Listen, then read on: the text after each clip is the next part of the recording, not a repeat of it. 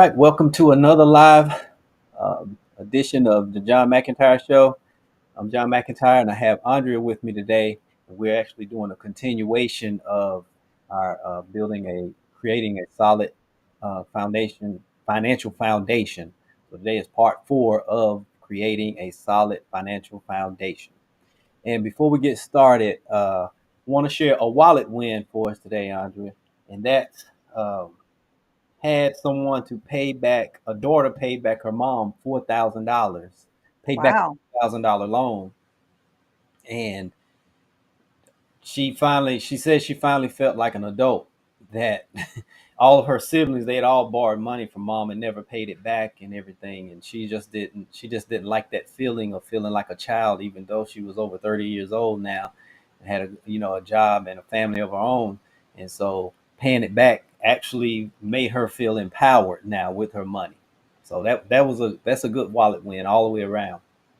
100%, John. I also want to point out the fact that this is a win for the parent as well, because the adult child they feel like an adult now. They're showing financial responsibility.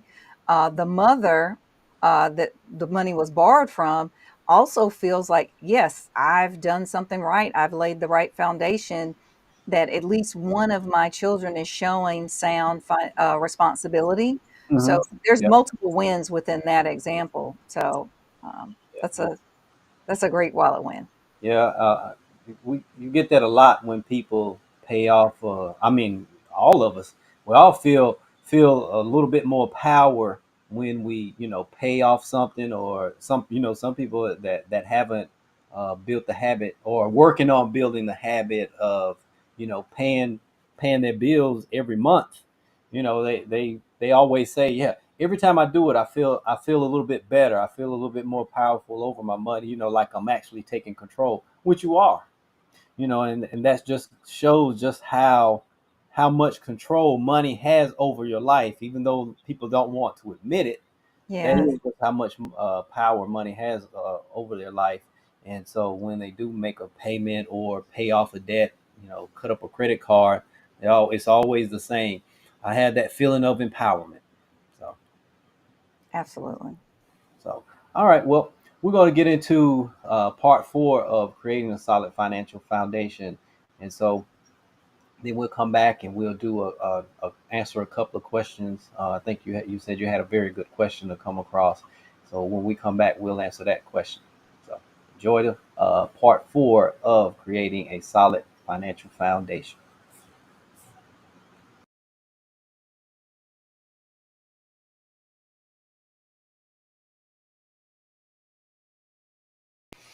Okay, so we've covered life insurance. We've covered just covered disability insurance. What's the next insurance one should look into? Well, there's always the medical insurance, and then there's also protecting your property. I'd like to start with the medical, Okay. and so medical insurance is protecting your health. And medical insurance, for simplicity's sake, I'm just going to bundle the normal things that's within medical. So there's medical insurance, which will protect your preventative, your annual physicals. It also helps with whether, and that's called a well visit. And then there could be if you get sick. And so with your medical insurance, you're in the early phases of your life, and Hmm. it generally will uh, cover as your life continues to change and grow. As you go into the mature phase of your life, you may then switch into different types of medical insurance, and that could be where you go into whether it be Medicare and different types of senior type of medical insurance plans. But if we go back to the overall health insurance component, there's protecting your health, there's protecting your vision, there's also the dental, and that is more of the whole body. And so all of those insurances are important to keep you healthy and to prevent things from coming up.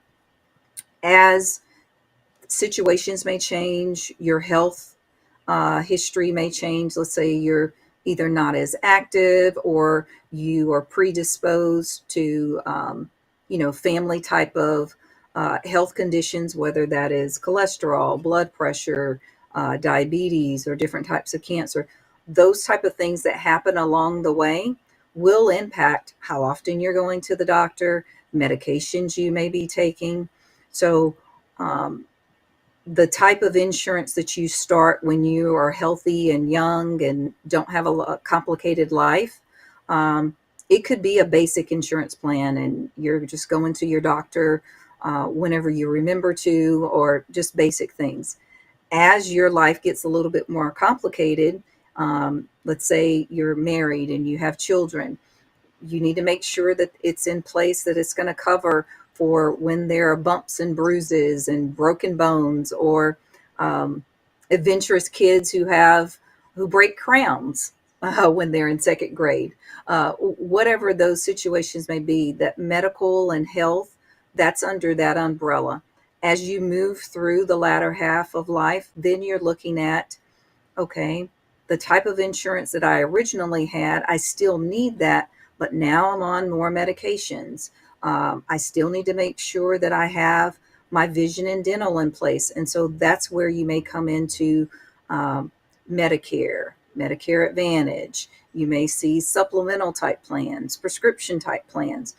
All of these are under the umbrella of healthcare and your medical insurance. So I Okay. know I've said a lot of things, John, so I wanted to make sure I paused to see if you had some questions about any of the type of medical plans, or as we're moving into the others I mentioned with seniors. No, what I was going to say, I was wanting to say that one of the largest, probably the number one cause of bankruptcies in America is healthcare, medical bills. You know, that time, that week spent in the hospital, and the person wasn't prepared for it, and they receive a $200,000 hospital bill. You know, uh, that can bust a budget because That most. doesn't bust a budget, that can bust a life. Yeah, yeah, exactly. um, That's right. Oh, I've seen, and like I say, it is the number one cause of bankruptcy in America. John, you're absolutely right. So the health insurance, that umbrella, um, it is broad and wide for a number of reasons, because every person and their situation is not the same. Hmm. So if we look at an example of um, a young family, they may choose to go with a medical health insurance plan that is low in premium. Hmm. So it's lower on the budget, and it'll allow them to go to the doctor for their regular visits. And maybe they're having to pay a little something if they have a sick visit, like they call it a copay or a deductible when they go. Um, that works well if you have a healthy family and you're only going in for preventative care. In situations where you are premium focused, or you have to be premium focused, it may not provide as great a benefit for you if an emergency happened. Let's say appendicitis, and that emergency type of surgery, you paid a lower premium, but this is a surgery, this is an emergency that you have to deal with. And now you are faced with a very high bill because you had to go to, let's say it happened at home and they had to take you in, the EMS came, then they took you to the emergency room, then you had to have unplanned surgery and there was a specialist, you had to stay in the hospital, there was the recovery period. All of these things were not planned and were not part of your normal preventative care, because it was an emergency that happened. You're responsible now for covering all of those costs until you reach your deductible requirement before the insurance may kick in. And on top of that, there is a maximum out of pocket where if you go through too much or your maximum limit, everything above what the insurance company covers is now your responsibility. Right, and uh, that's a valid point because now you should understand where your savings come into play. Not just emergency fund, but those extra savings because you have things like deductibles and out of pocket experience expenses, and as you get older, you still have them. And what we've seen with the older generation as someone aged, uh, predominantly most of the time we've seen where their income went down, but the expenses stayed the same or even increased. And so that's why it's so important to think about saving even more and more as you age, because Absolutely.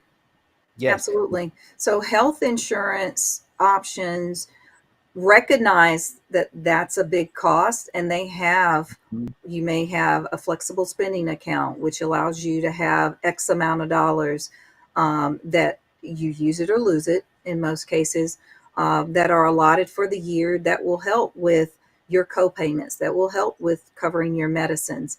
Then there's also another one that's called high this is your health savings account, Mhm. and this may be part of that example I gave earlier, where they go with a plan that has a lower premium but a high deductible. So Mhm. it's combined with the health savings or a flexible spending account, because it is helping you have the money set aside that will cover any of those copays and those out of pocket expenses that you have to cover over the course of the year. The great news is, if no emergency happens in a health savings account, it rolls over to the next year. So Oh, the that's two good to know. different types of account help with both type of emergencies. One of them just allows you to roll over, and it continues to be invested and could be used in the future. The other is a use it or lose it. And the example I like to use there is, let's say um, you have an expense, whether it is an eye surgery or braces for a kid or for an adult. Your flexible spending, you can budget. I know this is what we normally spend, and then I want to have some extra that will go towards those braces payments. Right, And that's a plan. and that's a plan. That's right. You should plan for it for next year. You start planning before the end of this year. So 2020, end of 2024, which is what we do. You sit down and you look at all of the all of our insurances and everything, and you say, okay, next year, if everything stays like it was this year, this is what we need to say. However, you know, um, you mentioned braces, Bella's braces. Thank goodness they're paid for, but they were planned for. They were actually part of a plan, so it was no big deal to know about it. Now, some of the other things that happened with her being a kid that wasn't planned for, but because uh, the money was there, we was like, okay, something can happen because she is a child. Things do happen to children uh, that normally wouldn't happen to an adult most of the time. Uh, Yes. it was planned for. Like, you said earlier, we didn't plan that she would be playing at the playground on the monkey bars, hit her chin, bust a molar, and there you go. That was an unforeseen emergency. Who would have thought that that would happen? But it did happen. We had, it would have been very expensive had it not been for planned insurance. Absolutely. And I'll be transparent. Um, I We were very close to being in an emergency because we had a very healthy, active family, low maintenance, just going for routine health care. And you're like, oh yeah, what's the emergency or crisis that you avoided? Well, we were in a because we had continued to stay pretty healthy and everything was pretty basic. I was like, you know what?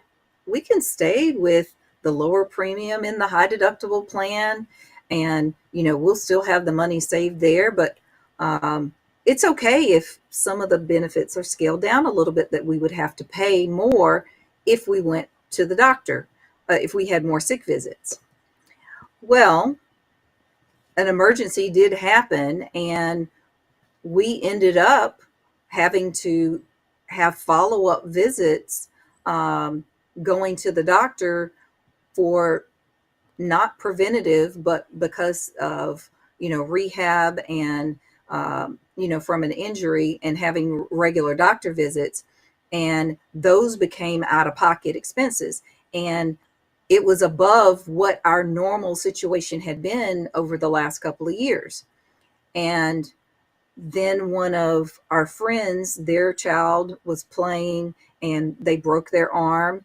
um, I used that situation, and then the fact that we were almost completely out of our set aside money to make the decision. I don't want to play it this close anymore. I'd rather go ahead and pay a little more in the premium for us to have the cushion to where we wouldn't have to tap into our emergency credit card or our emergency fund for a medical expense. So um, I don't talk about that often, but I think it's very important for me to share that sometimes um, you get the fortunate situation that you can be prepared to say, you know what, we've been very blessed or very lucky that nothing's happened. Let's not play it that close anymore. So Hmm. I just wanted to share that, because a lot of people will continue to gamble and go with the lower premium type of situation, and their family is moving into a phase that they may need more protection for more likely what ifs. Right, that's right. Kids are very active. They're playing sports, and that's always something. You're always inches away from something happening, in those particular situations. And so it's just good to, really sit down with someone like yourself, who can walk them through choosing the particular health plan for their particular situation. You know, Absolutely. it's Absolutely. like, Whether it's your individual plan or reviewing your group coverage, it's always good to take time and do an assessment. And remember, sometimes we either over or underestimate what may happen. So, that's right. And you mentioned group insurance. A lot of times, people, like we talked about it with the life, that pertains to the health insurance also. Sometimes that's just not enough what your job provides. yes. Or what your job is providing may not be the most competitive rate. True, true, true. So So, you have to really take those types of things into account when you're, looking at the insurance. And that's usually where people get confused. They go in and they think, I'm just going to go buy insurance and I can enter the number of children. Well, it's a tad bit deeper than that. It need a little bit more, more guidance, and there's more decisions to make, more things to think about before you actually buy your insurance. absolutely. And John, when I think about, as we journey through our life, and we start going into the senior care and senior type of needs, it's just as important to take a look at what your coverages are, and to make sure that you're considering all of your options as well. So not just on the group and the individual side of your health, but as you mature, making sure that you're taking that same type of consideration, to make sure that your plans are providing you with everything that you may need, and for some of the what ifs. And if you're needing to make decisions based off of budget, just being fully aware of what it actually provides, and then looking to see how you can create some type of cushion or emergency fund if you need additional resources.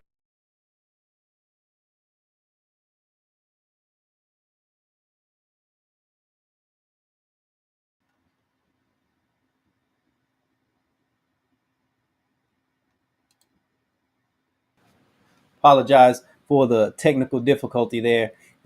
Was- we're live, so everything happens live here. So we have to get used to that. But I was just, I was saying that we have to. I hope that you receive some good information from that clip, because like I said in the clip, healthcare is excessive medical bills. It's the number one cause of bankruptcy in America. Most people think it's like business failures or being, sued or something like that, but it's actually medical bills, excessive medical bills. Yes, because a lot of us, we have to admit that we sometimes are in a situation where we a lot of us have to admit that we're not superhumans. We're not superheroes, even though we feel like that from time to time. And Right, so many of us, we feel like we're invincible until something happens to us or somebody that we care about. right, right, exactly. And so make sure the takeaway from that clip was, plan for medical expenses year to year, because things happen year to year, especially if you have children in the house, or you're getting older. Uh, we we've seen that countless times. A person looking healthy, we're standing out talking to our neighbors, and then an hour later, um, EMS shows up and they come out. I went. We run up. We're like almost panicked. What happened? Um, Went inside, walked up the steps, fell backwards, fell down the steps. You know, broken femur, crushed ankle, hip crack, just like that. You know, just talking 5 minutes later, all of that happened. Just so happened people, had planned for it, but hey, it happens all the time. We don't know what's in store for us, because like I say, accidents do happen, and if you plan for them, especially if you have children, or you're getting older, or maybe you're getting just more sicker than usual. It may be time to look at the update your medical plan. John, you're absolutely correct. Another thing to think about too is um, natural disasters. Yep. So many of us go to and from, whether it is to an office, running errands, taking kids to school, going to visit parents. None of us wake up each day thinking that there will be a tornado or there'll be a major storm or something that will cause either hail damage to your windshields or trees falling down, hitting maybe power lines that then cause the interstate or side roads to then be closed down and cars collide. So those are things that you don't always plan for, except for the fact you want to have some type of protection. So we talked about that solid foundation Hmm. and making sure you have protection, so or risk management in place. So your Right. medical insurance, your life insurance, and even your property and casualty. So that's your home and auto and other Right. insurances as Right, well. exactly. Yeah, just look at all of the insurances, because as we speak right now, we had a tornado warning. We had yesterday evening. School is out today because power is out. And over what is it, like 20% of the county, and so the schools Hmm. had could not open. Like you were saying, we were out. I know I went to the gym this morning, and you did the same. Trees laying across the roads, and across power lines down, and everything like that. We don't know what's going to happen. I know, watching the news, and actually someone was actually killed on the road. Tree fell across the road onto their car, And just like that, snap of a finger, someone's life was taken in this, in these natural disasters. So we have to take all of that into an account. And so hopefully you receive some good information there just to make you think, because that's what we want you to do, is just think about your financial finances, being more intentional with them, and not waiting till something happened, because then it's too late. Can't get insurance once you really can't get insurance when you need it. There is some now that has responded to the market. We can do that, but most insurance you can't buy it when you need it. Yes. Or another way to put it is it's more expensive to take care of it when the disaster or when the situation happens Hmm. than if you would have pre-planned. Right. And John, that brings us to some of the questions that I received over the last 2 days about insurance and protecting against the risk, and they were related to life insurance. Hmm. Okay. Okay. So, one of the ones I'd like to start with is the person was mentioning that they were they were a little confused on where to start because they used to smoke. They gave up smoking Mm. a year ago, Okay. and they're trying to lose weight, and they're what they consider the first phase of diabetes. So they're on a pill Oh, form. okay. And Okay. so the person said, "Can I get insurance? And will I have to pay smoker rates and pay higher because I'm in the first phase of diabetes?" Um, and so I thought that was a very good question because the person is making some lifestyle changes Hmm. Hmm. and they're working on improving their physical health. Right. They've stopped smoking, um, Good. and they also are not on insulin, but they're on the pill form of diabetes. So I will answer that question with a simple yes. There is insurance. There is life insurance. There's medical insurance.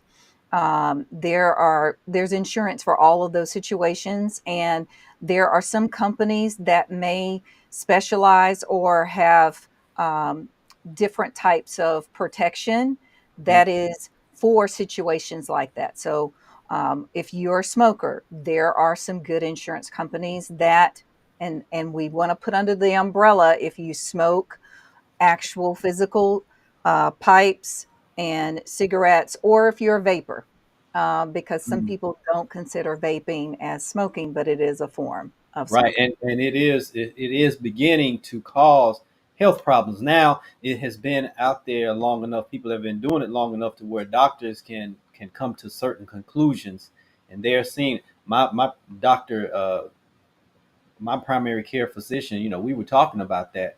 He has kids, like Bella's age, and he was saying, I'm really concerned about this vaping, what it's really going to do, with our younger generation.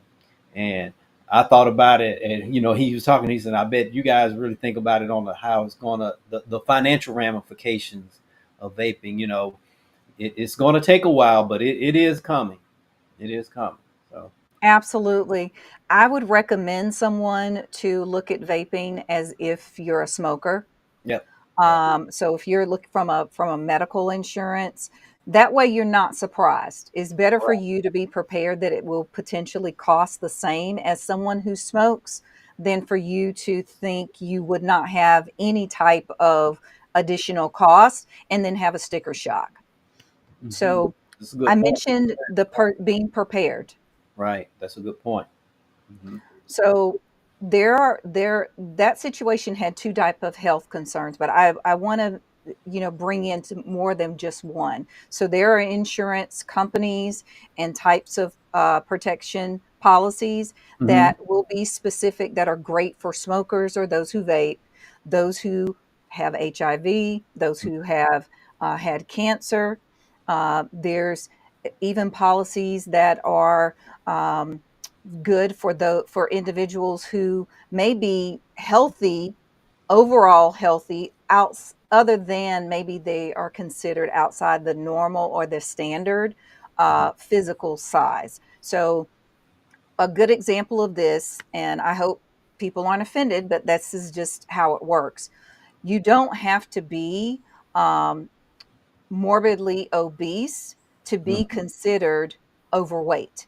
There are a lot of athletic individuals who may have a medium height frame, but because they carry more muscle, Right. they may be considered overweight. That's an excellent point.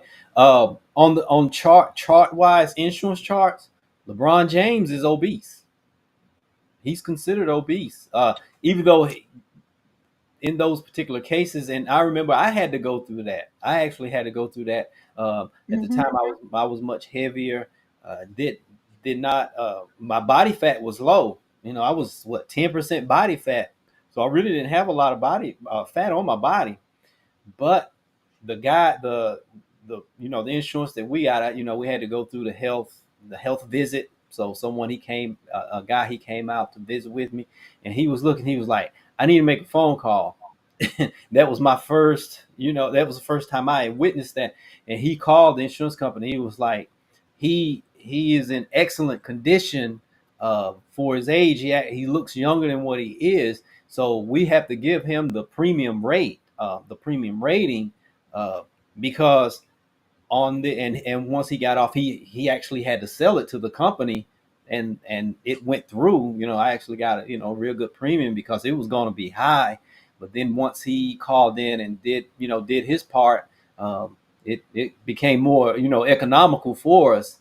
But I said that to say, that's the type of stuff you have to really take in account if you're going to buy insurance, because sometimes, especially today, because people like to go online and do as much as possible online. Whereas if you are a certain stage, say for instance, you're a muscular person, low body fat, um, it may be a good idea to say that up front to prepare them, like, hey, I'm in excellent condition, and you really do need to get someone out here, because that could be the difference in a couple of $100 a month in premiums.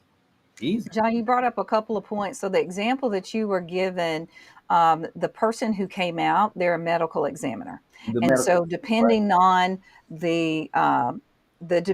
the type of insurance that you get and the process, most of them involve an application that's pretty standard, and Mhm. then if you have to go through medical underwriting, they'll send out an examiner, and that person is actually going to meet with you face to face. They'll check your height and weight depending on your age. They may even they're going to do blood pressure. They may do a EKG depending on your age. They're also going to request your medical records Mhm. and look at even your prescription history. So they're going to look at everything. And you went through what's called medical underwriting. Right. There are other types of underwriting where it may be simplified and the person may not come out, but they will verify the information that you spoke with the insurance agent or broker to make sure that information is correct. And then they'll also check your medical records. And then there's another process that's called guaranteed issue, which doesn't have the medical exam part of the underwriting, and they're just going to look through certain questions, request your history, and then they make a decision. So I wanted to make sure I explained who this person was that would be coming to meet you, or you could go to a particular lab, Right. Right. so people could understand what you were talking about. But there's, depending on the type of policy and the medical underwriting requirements, you may experience something like what John explained, or some of the other examples I gave. Okay. I'm glad you mentioned that example. I also want people to be honest.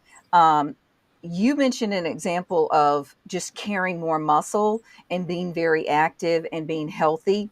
There are situations where individuals, and I'm not totally vertically challenged, but I'm not the tallest person either. So I'm like right on the cusp of average.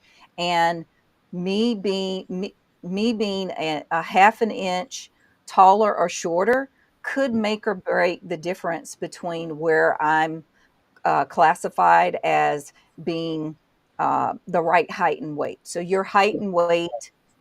your overall health. Those are things that are considered. We don't want anyone to freak out or get overly concerned. Just understand that when you're working with an insurance broker, an agent, or professional, they can give you a little more insight than sometimes you receive online when you're doing it alone. When you're doing it alone, just make sure you're reading through what their guidelines are, what the requirements, because there are companies that, as I mentioned before, that could be a good fit depending on what your situation is. So your age, Right. different health conditions, what your specific goals may be. So don't count yourself out. There is protection that's in place that you can get at almost any age. Just remember your specific situation that will impact what the process will be and the cost will be. True, right. That's some excellent points made. Because on television, when you see the particular advertisement for insurance, that particular policy has a client in mind, a particular customer in mind. It's not a broad, and it's not very broad. They usually quote like this is like a very healthy person, even if it's for older, the older people. It's still a healthy older person, and it's not to discourage you, it's just to get you like to know that okay, this one I may not get that rate, but I could get close. So it is the at least to get you to to talk to someone like yourself, like they can talk to us about that. We do talk to customers every day, customers and clients, about getting a quote. They want to know where they stand, with getting insurance, so we're able to help with that.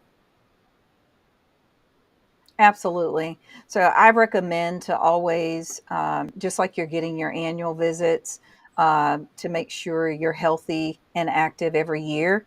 You also want to make sure that you're reviewing your insurance protection, to make sure it's still providing enough support for the family. And you also want to make sure that you don't count yourself out. Explore options, because there is something out there for everyone, and there's generally something that fits everyone's budget. True. That's right. All right. So hopefully you received some good information. I know I did. It brought to mind some stuff I had forgotten. So, and some stuff that that we're planning to do, because it is almost mid 2024.